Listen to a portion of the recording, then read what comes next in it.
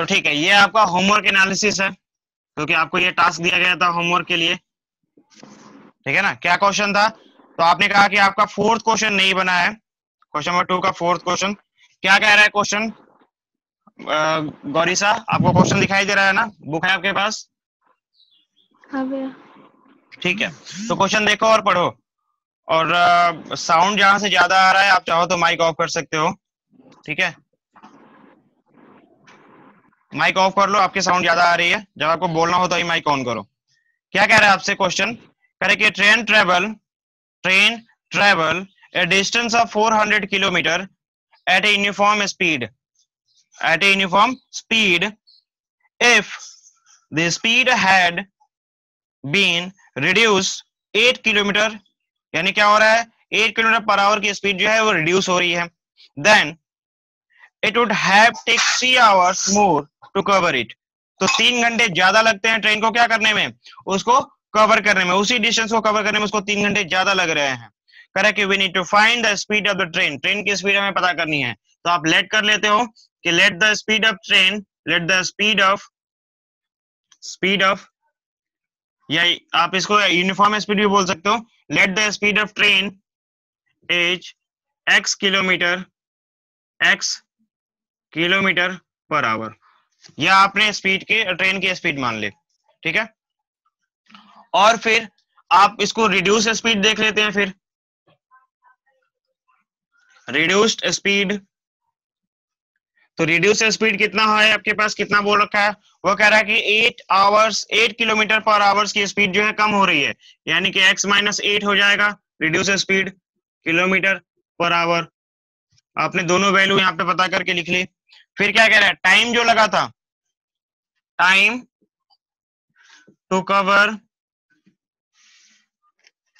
480 kilometre, 480 नहीं है 480 kilometre, ठीक है, 480 किलोमीटर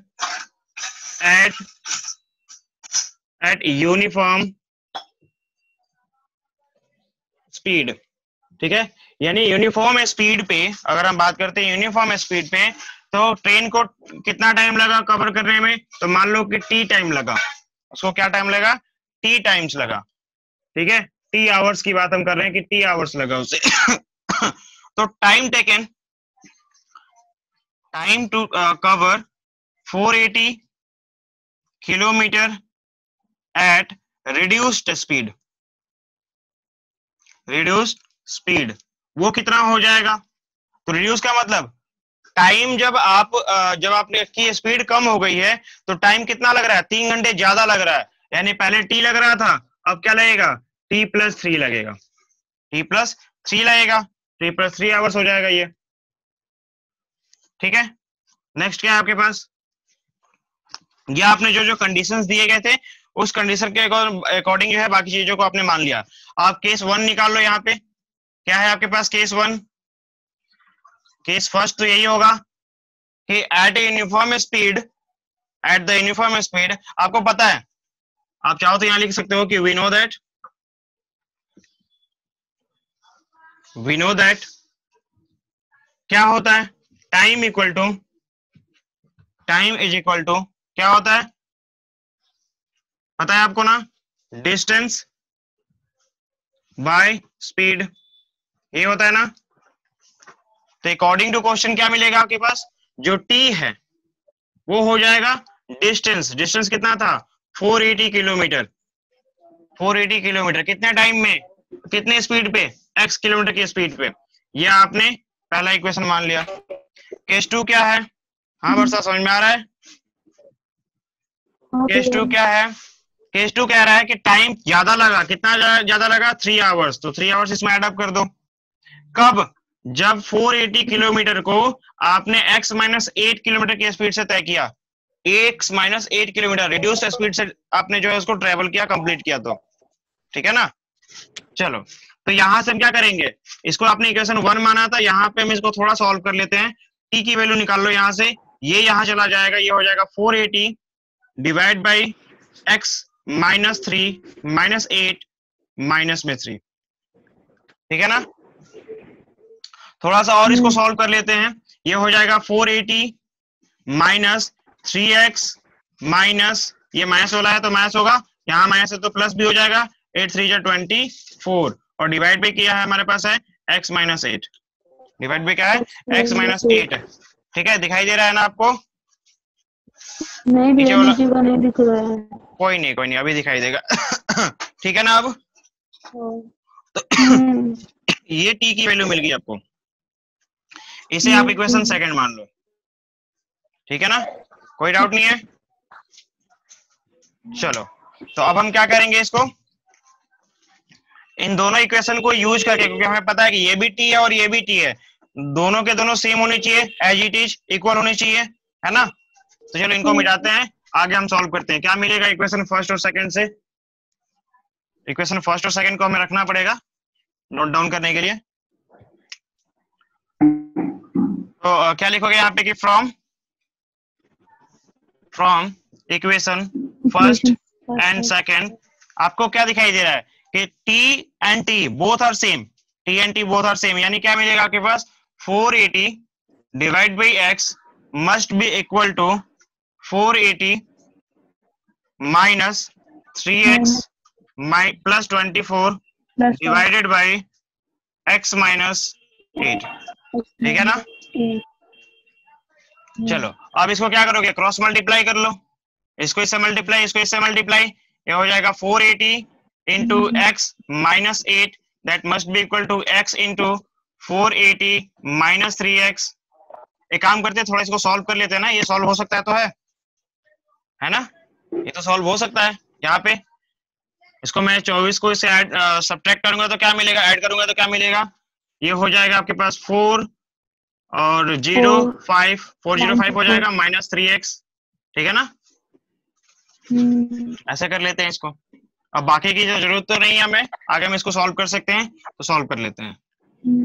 सॉल्व करो, क्या मिलेगा, ये हो जाएगा 480 x माइनस, इसको मल्टीप्लाई करेंगे क्या मिलेगा, मल्टीप्लाई करो, ये हो जाएगा 0, थोड़ा सा दूर रखना पड़ेगा हमें, 1 मिनट, क्या हो जाएगा आपके पास 480 x माइनस 80 का 0, 8 8 जा कितना होता है 64, कैरी आपके पास 4 मिलेगा, 8 4 जा 6, 8 4 जा 32। ठीक है, और प्लस में 6 क्या मिलेगा 38 मिलेगा, 38 मिलेगा, और इक्वल टू यहाँ पे क्या हो जाएगा 504x और माइनस में 3x स्क्वायर। ठीक है ना? चलो अब इसको सॉल्व कर लेते हैं थोड़ा और फर्दर। तो क्या मिलने वाला है आपको, ये हो जाएगा आपके पास क्या, ये माइनस इधर आएगा तो प्लस में हो जाएगा 3x स्क्वायर। ठीक है, और यहाँ पे क्या बचेगा, यहाँ पे x वाला है, इसके पास भी x है, सॉल्व करोगे तो क्या मिलेगा, मेरा ख्याल है सॉल्व करोगे, यहाँ पे ध्यान दो 8 3 के 24, यानी कि आपको कुल मिला के ये 24 आने वाला है, 24x आएगा। फटाफट सॉल्व कर लेंगे, तो 24 ये इधर आएगा तो 24 हो जाएगा, माइनस का मिलेगा, और आपके पास क्या है यहाँ पे है, तो माइनस का ही है 3840 that must be equal to 0, है ना, that must be equal to 0। आप यहाँ से 3 कॉमन ले लो तो आपके पास हो जाएगा x square minus 8x minus 3 1 जा 3 3 2 जा 6 3 क्या हो जाएगा यहाँ पे 3 8 जा 24। ठीक है ना, और 1 0 है तो 1 0 रहेगा हमारे पास, that must be equal to 0। आपको पता है 3 मल्टीप्लाई में इधर आएगा तो डिवाइड में हो जाएगा, 3 का कोई मतलब नहीं रह जाएगा। फिर क्या बचा आपके पास बचा x square minus 8x minus 1280 equal to 0। यही आपका मेन रिक्वायरमेंट था, मतलब आपको क्वाड्रेटिक इक्वेशन लाना था, ये क्वाड्रेटिक इक्वेशन आ गया। लिख देंगे क्या कि hence the required quadratic equation, मैं इसको शॉर्ट फॉर्म में लिख रहा हूँ, QE क्वाड्रेटिक इक्वेशन एज क्या हो जाएगा आपके पास x square minus 8x minus 1280 equal to 0। ये आपका आंसर है। आई बात समझ में नहीं आई? चलो देखो, तो क्या पढ़ना है इसके बाद, हमें चैप्टर 4.2 के लिए आपको पढ़ना है सॉल्यूशन। क्या पढ़ना है? सॉल्यूशन। अब हम जो सॉल्यूशन की बात करने वाले हैं एक्चुअली, वो सॉल्यूशन बोलो या फिर जीरोस बोलो, ठीक है ना, या फिर आप रूट्स बोलो, तीनों सेम होता है। ठीक है, तीनों क्या होता है, सेम होता है। अब वही देखना ये क्या होता है। तो अभी जो आप पढ़ने वाले हो सॉल्यूशन बाय फैक्टराइजेशन मेथड पढ़ने वाले हो, सॉल्यूशन बाय फैक्टराइजेशन मेथड पढ़ने वाले हो।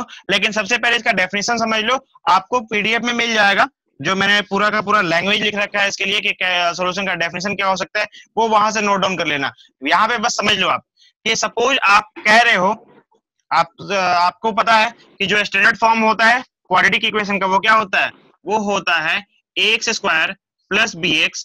आप क्या करो, माइक ऑफ कर दिया करो, जब आपको बोलना नहीं है बस सुनना है उसे माइक ऑफ कर दिया करो, क्योंकि योर साउंड हिसिंग साउंड यहाँ पे आती रहती है। ax square plus bx plus c equal to 0, this is your quadratic equation का स्टैंडर्ड फॉर्मेट है ये, जिसको जनरल फॉर्म नहीं बोल सकते हो।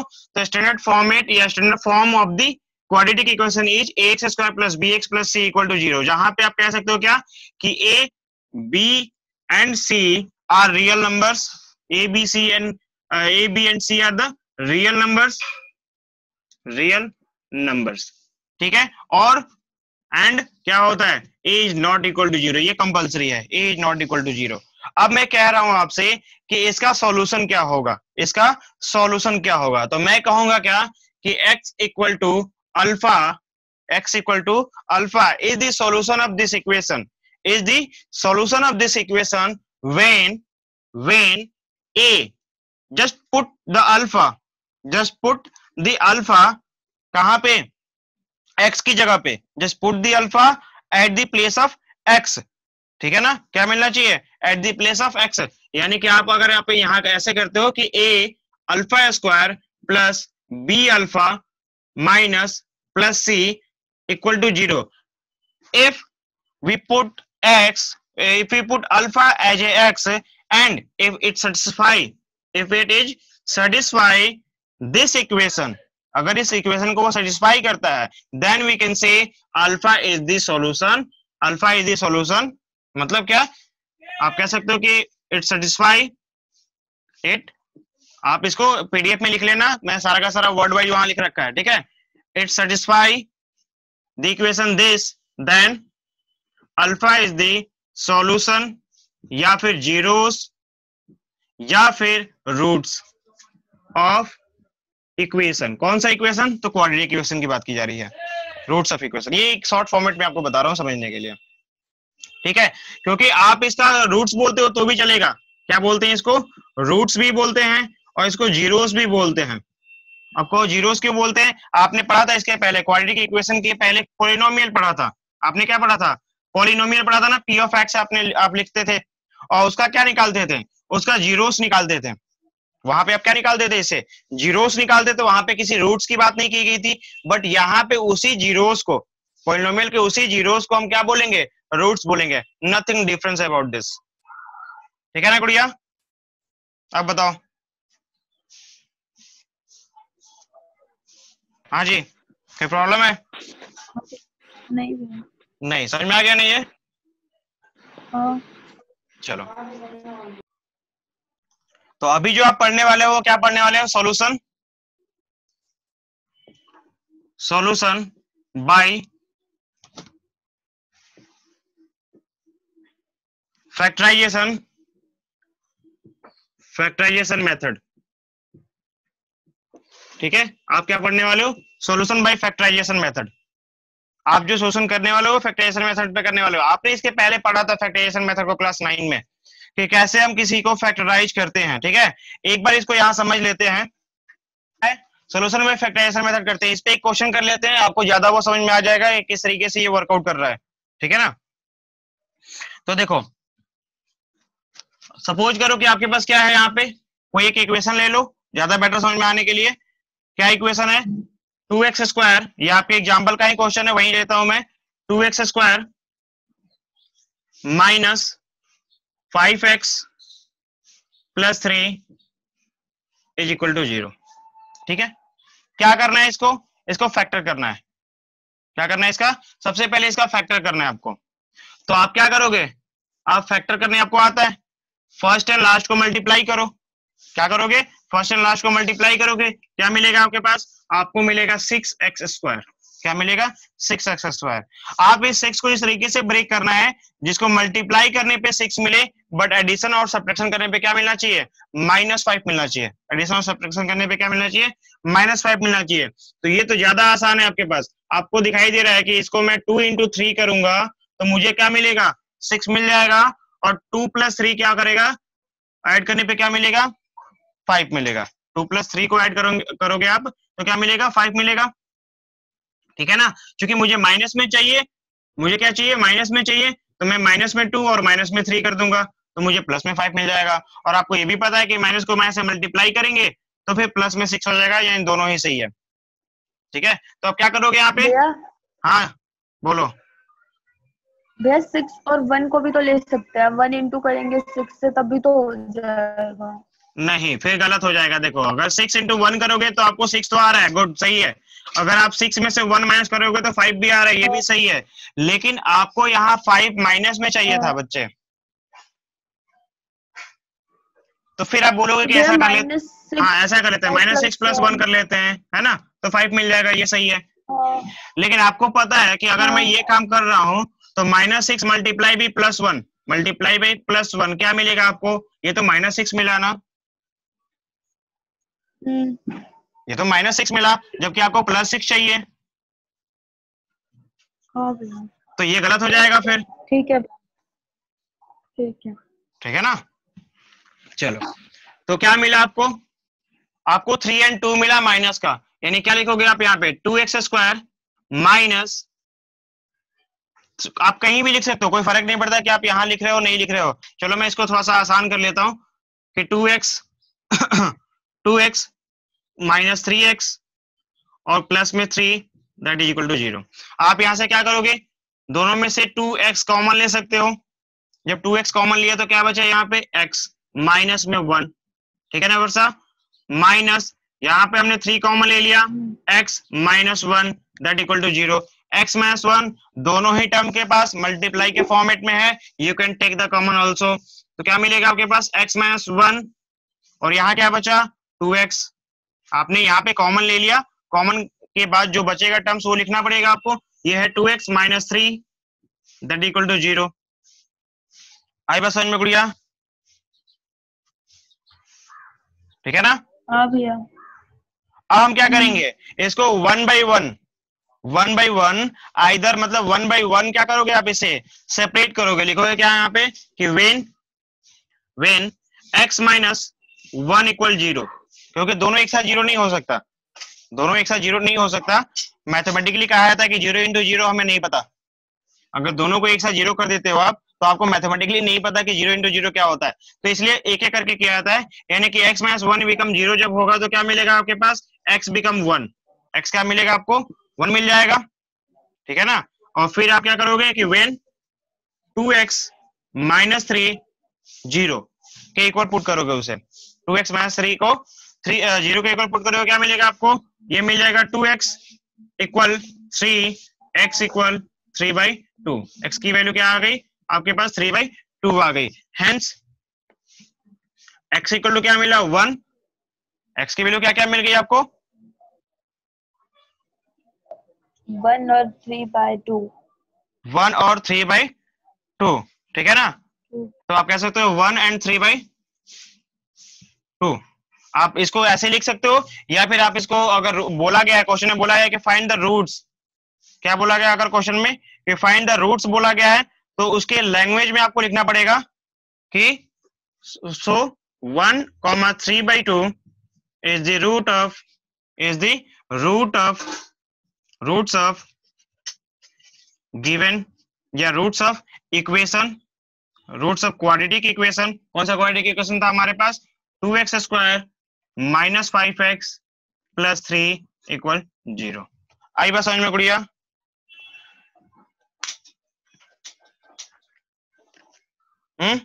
आसान है ना?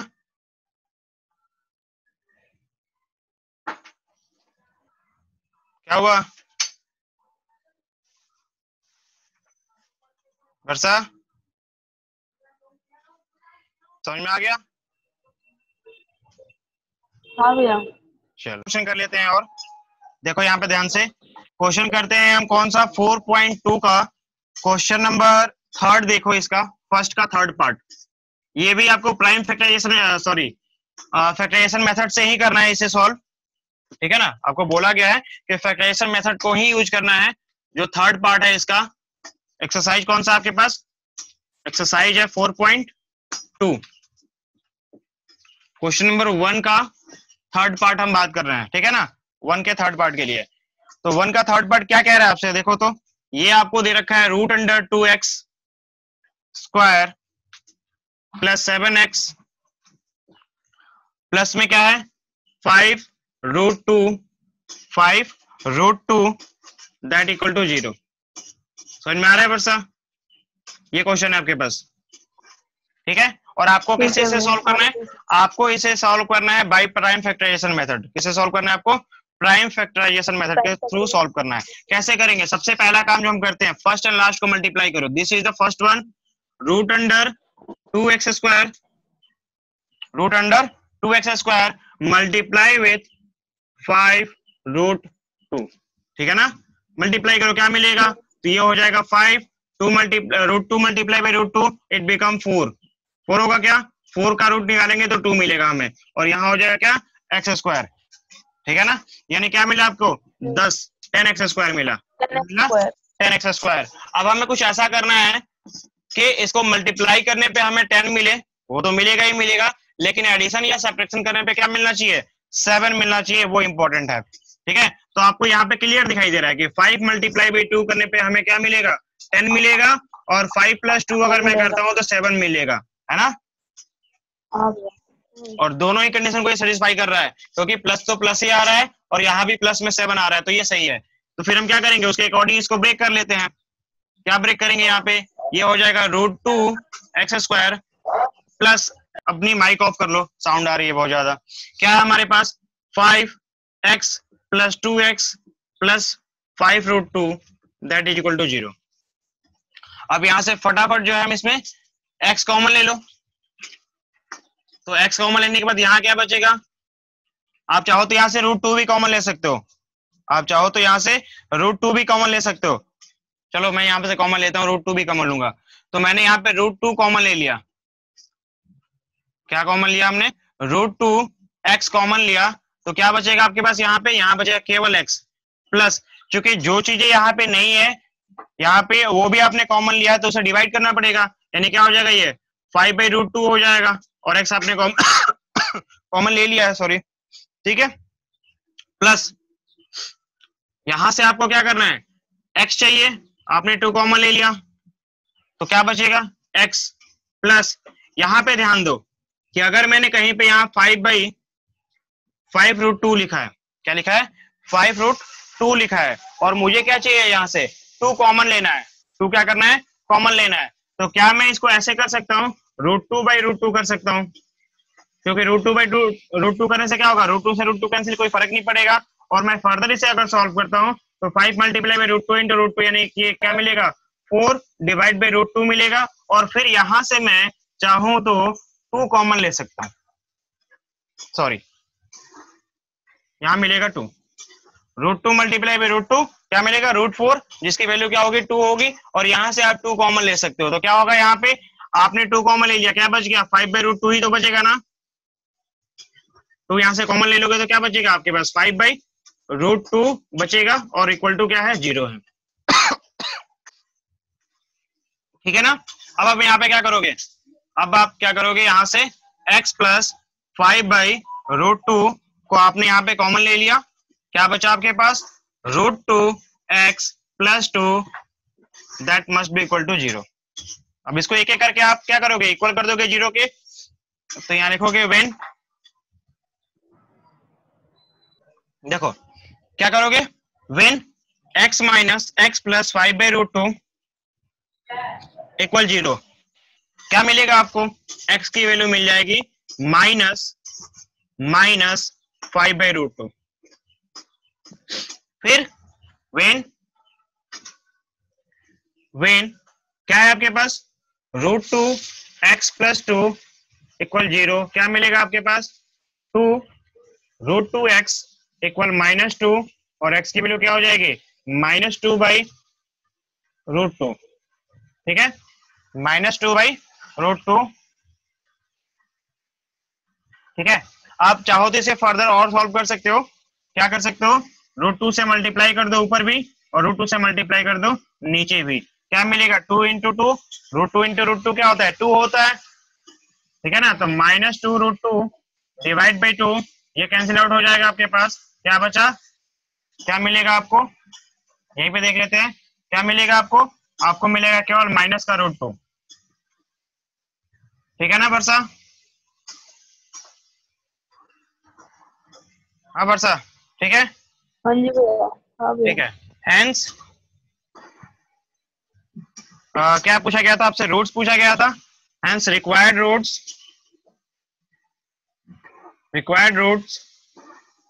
आर, क्या होगा, एक तो होगा आपके पास 5/, यहाँ कुछ छूट गया है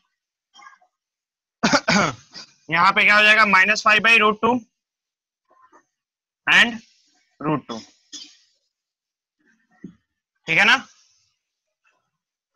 -5/√2 एंड √2। समझ में आ गया वर्षा। हाँ भैया, आ गया। चलो देखो, इसका क्वेश्चन नंबर 3 करते हैं फिर।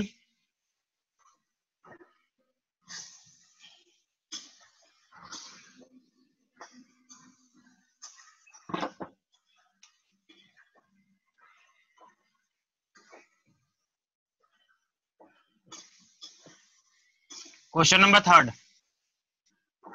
में क्या कह रहा है आपसे, 3 में कह रहा है find 2 number whose sum is 27 and product is 182। 2 नंबरों को पता करना है जिसमें से एक नंबर क्या है, कोई भी नंबर पता नहीं रखा, सम जो है 27 है। सम क्या है उनका 27 है। आपको गिवन है, given sum of 2 numbers, sum of 2 numbers equal to 27। ठीक है ना, एंड प्रोडक्ट ऑफ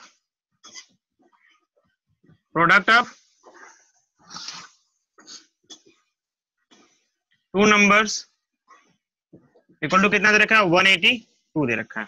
आपको क्या करना है, आपको उन दोनों नंबरों को पता करना है। तो आप लेट करो ऐसे कि let the first number is x। पहले नंबर को क्या माना, x माना। सो सेकंड नंबर क्या होगा आपका, सेकंड नंबर क्या होगा बताओ। पहला नंबर है हमारे पास कि x प्लस वाई की वैल्यू 27 है, 27 है, तो y की वैल्यू क्या होगी, y is the second term, second term क्या होगा 27 माइनस x हो जाएगा, 27 माइनस x हो जाएगा।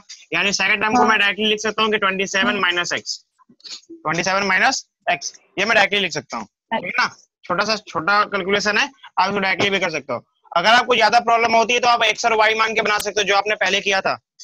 आंसर आपको वही आएगा, प्रोसीजर वही बनेगा, एक या 2 लाइन बढ़ जाएगा, कोई फर्क नहीं पड़ने वाला। ठीक है ना, तो आप यहाँ लिखो according to question. According to question क्या मिलेगा आपके पास, तो अकॉर्डिंग टू क्वेश्चन प्लस वाला काम तो आपने कर लिया, जो बचा आपके पास प्रोडक्ट वाला बचा है, तो लिखो उसे कि product of 2 number is equal to दे रखा है 182।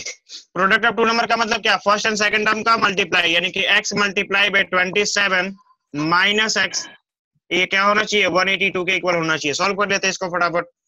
क्या मिलेगा, ये हो जाएगा 27x माइनस एक्स स्क्वायर, और ये इधर आ जाएगा तो माइनस में 182 दैट इक्वल टू 0। आप इसको थोड़ा सा सिंप्लीफाई कर लो तो ये हो जाएगा एक्स स्क्वायर, सब में से माइनस कॉमन ले लिया, माइनस को तो लेके चले गए, कैंसिल आउट हो जाएगा, तो माइनस वाला सारा प्लस हो जाएगा। क्या मिलेगा आपके पास, ये हो जाएगा -27x और प्लस में 182 दैट इक्वल टू 0। ये आपके पास इक्वेशन आया। ठीक है ना, लेकिन आपको यहीं पे नहीं छोड़ना, आपको इक्वेशन नहीं लाना था इसमें आपको सॉल्व करना है, आपको इसको पता करना है। तो क्या करोगे, आप इन दोनों को फर्स्ट एंड लास्ट को मल्टीप्लाई करोगे, क्योंकि लास्ट आपके पास 182 है, तो 182 को ब्रेक कर दो, 182 को ब्रेक कर दो। कैसे ब्रेक करोगे, ऐसे ब्रेक कर लो। ठीक है ना, क्या मिलेगा, 2 से 2 9 जा 18, 2 9 यहाँ पे 1 क्या हो गया, इतना हल्ला क्यों हो रहा है। फिर क्या होगा हमारे पास, यहाँ पे क्या हो जाएगा, ये किससे कटता है बताओ वर्षा, 7 से कटता है क्या, ये 7 1 जा 7, 7 3 जा 91 हाँ भैया कटता है।